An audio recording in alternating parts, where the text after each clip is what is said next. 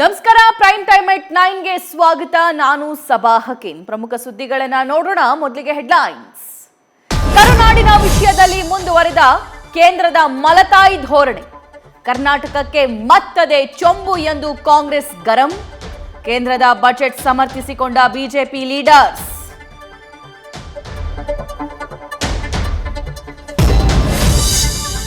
ಸಚಿವೆ ನಿರ್ಮಲಾ ಬಜೆಟ್ ವಿಶ್ಲೇಷಿಸಿದ ಲೆಕ್ಕರಾಮಯ್ಯ. 5 ಕೇಂದ್ರ ಸಚಿವರಿದ್ರೂ no use ಎಂದ ಸಿಎಂ. ನಿರ್ಮಲಾ ಸೀತಾರಾಮನ್ ಬಜೆಟ್ಗೆ ಫುಲ್ ಮಾರ್ಕ್ಸ್ ಕೊಟ್ಟ ಎಚ್ಡಿಕೆ.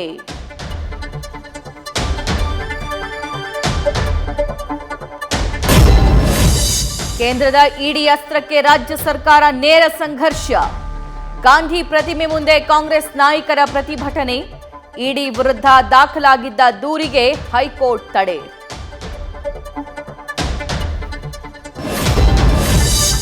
ವಿಧಾನಸಭೆಯ 7ನೇ ದಿನದ ಕಲಾಪದಲ್ಲೂ ಬರೀ ಗದ್ದಲ. ಸಂವಿಧಾನ ಪೀಠಿಕೆ ಇಡಿ ನಡೆ ಚರ್ಚೆ ವೇಳೆ ವಾಕ್ಸಮರ. ಗ್ರೇಟರ್ ಬೆಂಗಳೂರಿಗೆ ದೊಡ್ಡಬಳ್ಳಾಪುರ ಸೇರಿಸಲು ಬಿಜೆಪಿ ಶಾಸಕ ಒತ್ತಾಯ.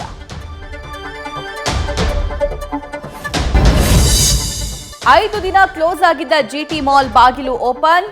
ಮಾಲ್ನಲ್ಲಿ ಡ್ರೆಸ್ ವಿರುದ್ಧ ಮಾತಾಡಿದ್ರೆ ಕಠಿಣ ಕ್ರಮ ಗ್ಯಾರಂಟಿ. ಹೊಸ ರೂಲ್ಸ್ ಜಾರಿಗೆ ತರಲು ನಗರಾಭಿವೃದ್ಧಿ ಇಲಾಖೆ ಪ್ಲಾನ್.